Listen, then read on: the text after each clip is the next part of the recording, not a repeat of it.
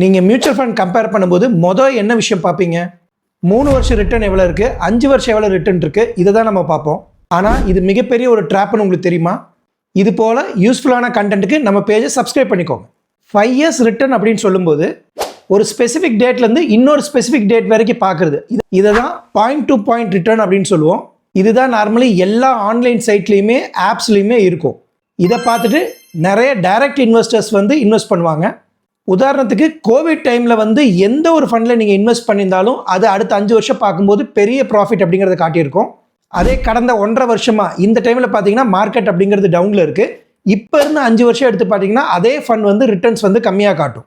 இந்த point to point ரிட்டர்னை பார்த்து நம்ம இன்வெஸ்ட் பண்ணுறது எப்படி இருக்கும்னு பார்த்தீங்கன்னா, ஒரு நார்மல் கேமரால ஸ்டில் ஃபோட்டோ எடுக்கிற மாதிரி இது. நாம் பார்க்க வேண்டியது ரோலிங் ரிட்டர்ன். ரோலிங் ரிட்டர்ன் அப்படிங்கிறது எனி பாயிண்ட் ஆஃப் டைம்லேருந்து 5 வருஷம் பார்த்தோம்னா என்ன ரிட்டர்ன்ஸ் கிடைக்குமோ அதோட ஆவரேஜ் ரிட்டர்ன் எடுக்கிறதா ரோலிங் ரிட்டர்ன் அப்படிங்கிறது. உதாரணத்துக்கு ஜனவரி 2010 ஒரு ஃபண்டு லான்ச் ஆகிருக்கு. 2015 ஜனவரி வரைக்கும் என்ன ரிட்டர்ன் கொடுத்துருக்கு, பிப்ரவரி 2010 இருந்து பிப்ரவரி 2015 வரைக்கும் என்ன ரிட்டர்ன் கொடுத்துருக்கு. இந்த மாதிரி ஒவ்வொரு 5 வருஷமும் இந்த ஃபண்டு என்ன பர்ஃபார்மன்ஸ் பண்ணியிருக்கோ அதோட ஆவரேஜ் எடுக்கிறதா ரோலிங் ரிட்டர்ன். இந்த ரோலிங் ரிட்டர்ன் அப்படிங்கிறது ஒரு ஃபுல் மூவி பார்க்குற மாதிரி. ஒரு சின்ன கம்பேரிஷன் சொல்கிறேன். Fund A point to point படி கடைசி 5 வருஷத்தில் 14% ரிட்டர்ன் கொடுத்துருக்கு.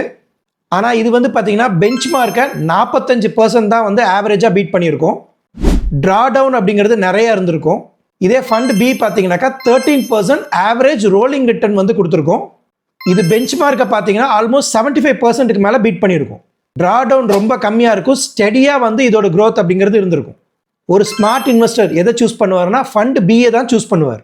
ரிட்டர்ன்ஸ் பார்க்கும்போது பாயிண்ட் டு பாயிண்ட் ரிட்டர்ன் பார்க்காதீங்க, அதோட ரோலிங் ரிட்டர்ன் பார்த்தா தான் கன்சிஸ்டன்சி என்னன்றது நமக்கு தெரியும். இது போல யூஸ்ஃபுல்லான கண்டென்ட்க்கு நம்ம பேஜை சப்ஸ்கிரைப் பண்ணிக்கோங்க.